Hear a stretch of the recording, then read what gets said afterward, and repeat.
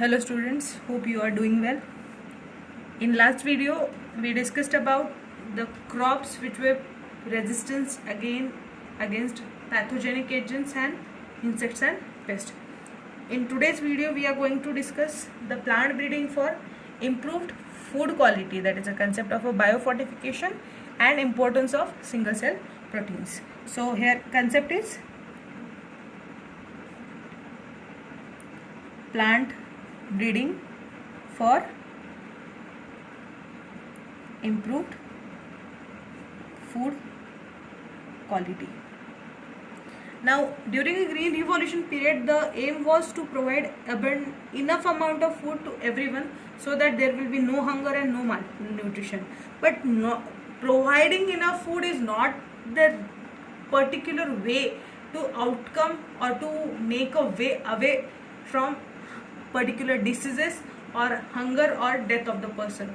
If the person is not able to afford food which is nutritionally rich, for example the lower economic class which is not able to afford components like fruits which are higher in cost, or dry fruits, or some higher amount of vegetables which are not able to afford, so in that case they are ultimately leading to malnutrition and there is a disorders, that is deficiency disorders, either of vitamin, either of mineral, or whatever nutritional content available in that food.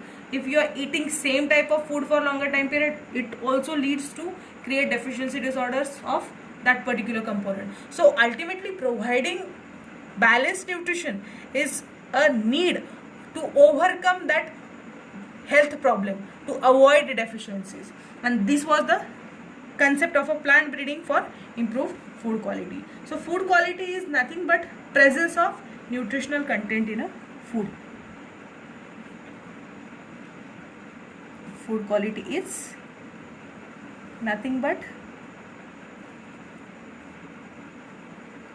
presence of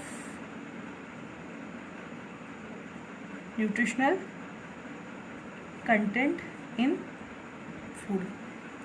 Nutrients are available in nature in different food items, and that's why we suggest balanced diet. Concept of balanced diet. This balanced diet means enough amount of proteins, carbs, fats, vitamin, minerals, water and fish should be included in a daily diet to overcome needs of the body regarding all the metabolic pathways. So these are available in different ways. For example, dals and cereals are rich in carbohydrates and proteins, or non-veg and milk products are also rich in source of protein. Likewise, oils and ghee is a rich source of a fat. So providing every component in a balanced amount gives balanced diet, and it will fulfill all the nutritional needs of the human body. But some people are not able to afford it, so developing that food which is easily affordable for everyone, and it should provide every type of nutrient or at least basic nutrient which will not lead to deficiency disorder. This was the concept of a plant breeding for improved food quality, and the varieties which were developed by this method are really very efficient, which are providing nutrient in basic amount, and that is helping to lead to the proper health of the living organism.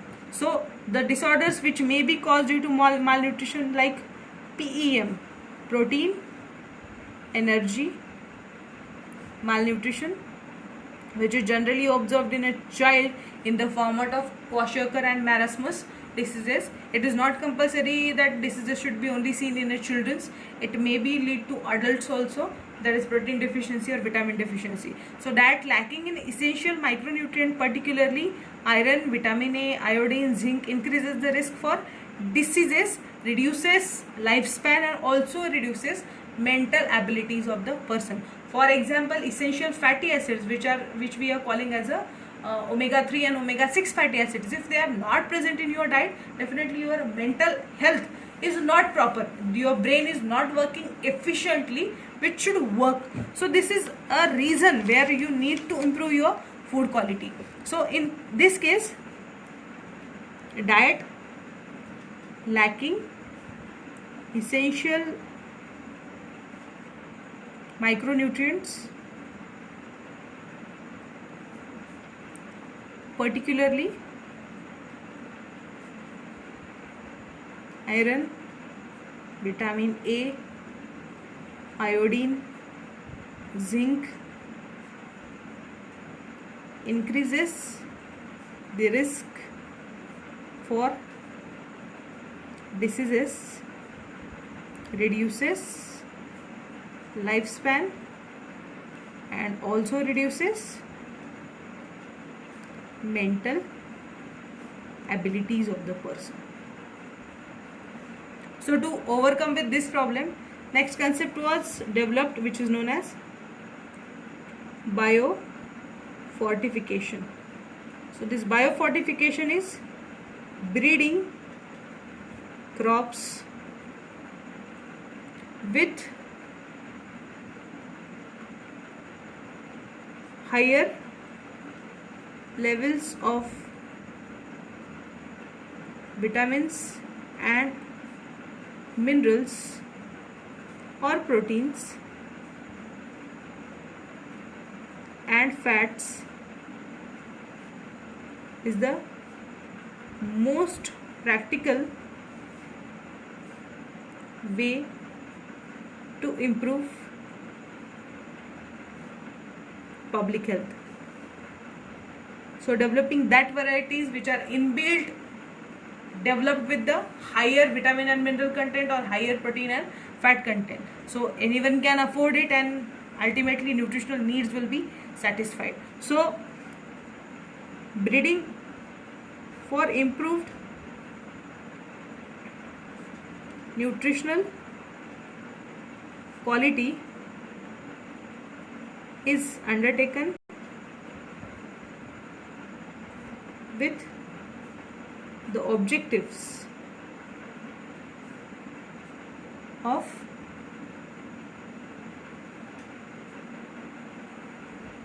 improving, first one, protein content and quality,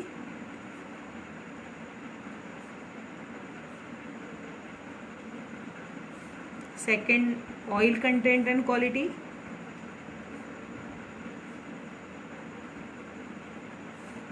third, vitamin content, fourth, micronutrient and mineral content. So for those nutrients which are dependent, we are dependent on the other foods, substitute foods like essential fatty acids can be gained from dry fruits, but dry fruit is not affordable for every class. So if we are developing that genes which can produce essential fatty acid in the products like wheat, rice, it will be easy to overcome the problems of a nutritional deficiency. So this breeding for improvement nutritional quality is having a basic objectives for improving protein content and its quality. Quality means that protein should be accepted by body and digested properly so that amino acids may be released, and that too essential amino acids. Oil content and quality, once again the same. Vitamin content, already vitamin and mineral content requirement for body is in a traces, for example milligram or some international units, but that should be provided through food is important concept. And micronutrient and mineral content. So if this is available, definitely deficiency disorders may be overcome in every class as soon as possible with the help of breeding experiments. In 2000, maize hybrids that had twice the amount of amino acids like lysine and tryptophan compared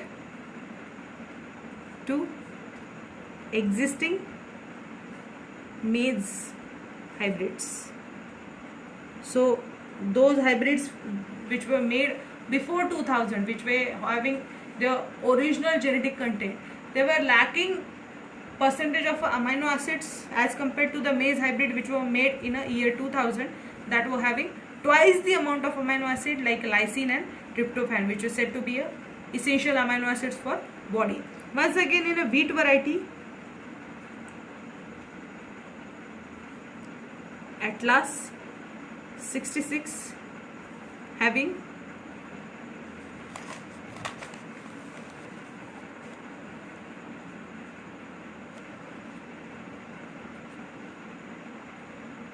higher protein content has been used as a donor for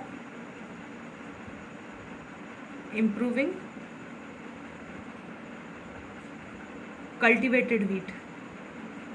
So the variety which was developed named as Atlas 66 having higher percentage of protein. So this variety was used for making further generations of wheat cultivation so that they may possess higher content of a protein. That is, need of a protein is nothing but a making of a cell. So that protein may be provided through wheat itself.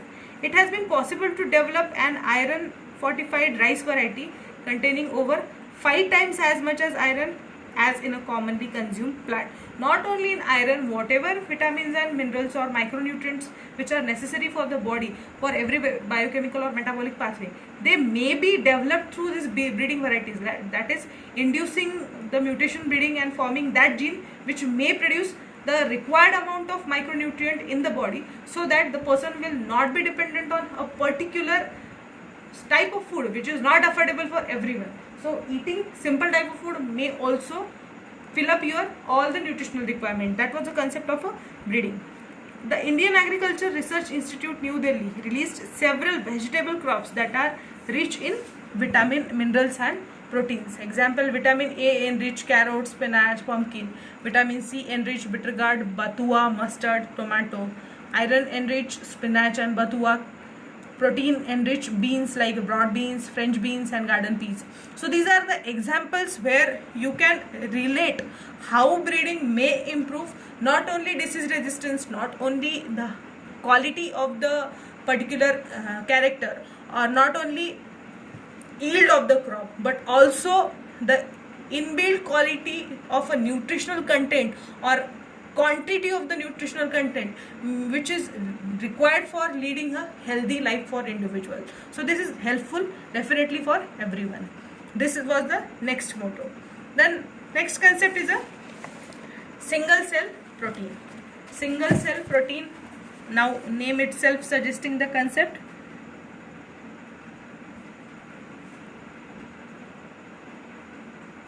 Also known as SCP.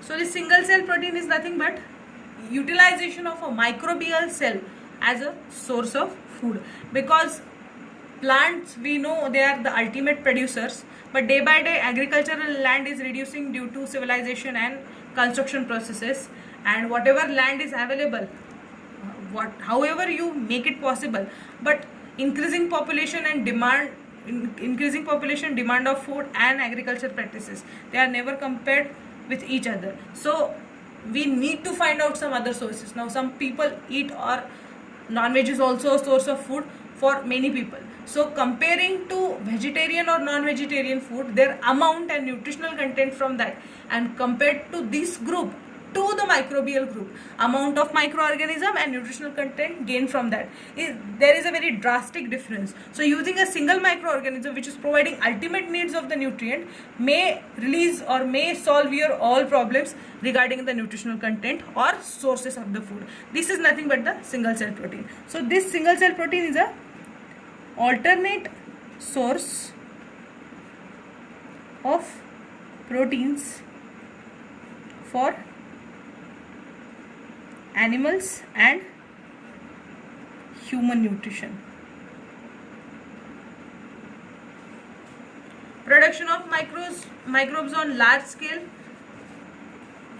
are source of good protein. So utilizing that microorganism which can produce higher content of protein, and that particular microorganism, if it is produced in a larger scale amount at an industrial level, definitely the needs of protein may be resolved. Example of such a protein is a spirulina. Spirulina is a format of a algae.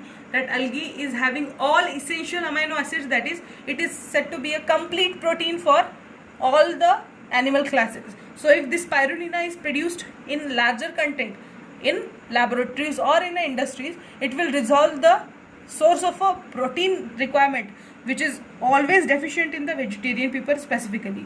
So production can be done in a cheaper way, because this spirulina like algae can grow on the water trash or residual of the plants, and very cheap amount of sources which are available in the agricultural crop. There is no need to invest in it and making a huge plant for success. Within a very small need, formation of a spirulina is possible for everyone. Comparing this, if you compare 250 kg cow produces 200 gram of protein per day, and if this is compared with the 250 gram of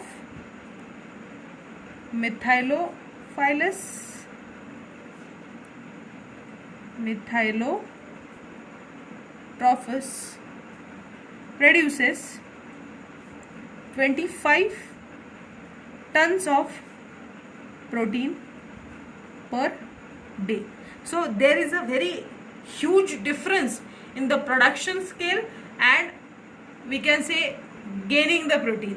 So if one cow which is weighing approximately 250 kg produces only 200 gram of a protein per day, and if you are using one microorganism which is known as a Methylotrophus, if that microorganism is compared with this, 250 gram of microorganism can produce 25 tons of a protein in a day. So utilizing the second source is always feasible, that is providing every nutritional content to everyone within a cheaper cost, and availability is very easy. So this is one of the good way to ensure the protein requirement in a person. So single cell microbes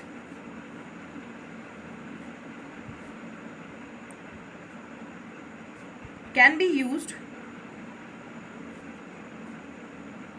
in best way as source of food. Not only spirulina or not only Methylotrophus, there are many species which are industrially used for the protein sources or other extraction of minerals and nutrients. In fact, this spirulina or some of the algae are used as a complete food for space travelers, because it is stored in a dry format and it is providing every nutrient required for the body mechanism. So space traveler, for reducing their weight of food and utilizing nutritional content, definitely carry this type of nutrient. Not only for space traveler, we can use this type of material for everyone to improve the food quality. Thank you.